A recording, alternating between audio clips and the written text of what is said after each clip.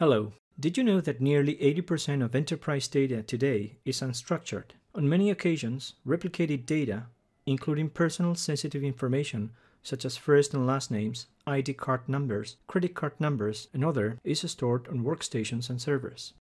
This information represents a great risk to organizations due to the impact that data breaches and misuse for malicious purposes can have, and also because of the difficulty of identifying it, finding it, and knowing who has been able to access it, or what information is available to whom based on their role.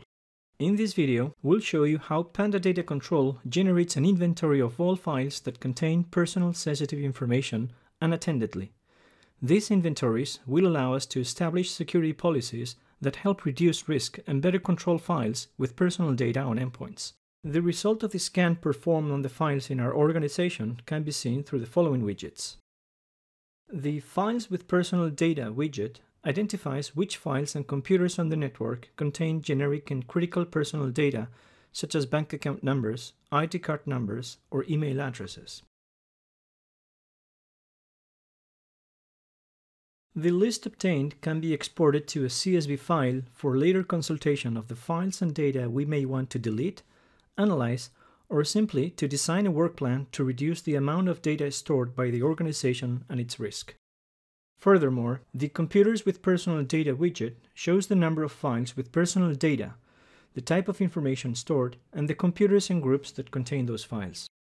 Click Filters and select two dates to see the variation in the number of personal data files found. This comparison will let us define risk indicators and see if there has been a reduction of the attack surface. We can save these results as a quick list or export them to a file and later import it to another program for analysis.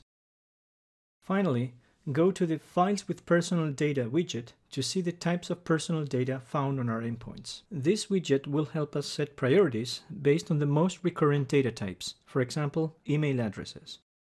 We can also filter the results by the most critical data for the company, credit card numbers, for example, without excluding other types of data. The information on this screen can also be exported to a CSV file for monitoring purposes, or to show the organization and any other third party that requires it the volume and types of data held.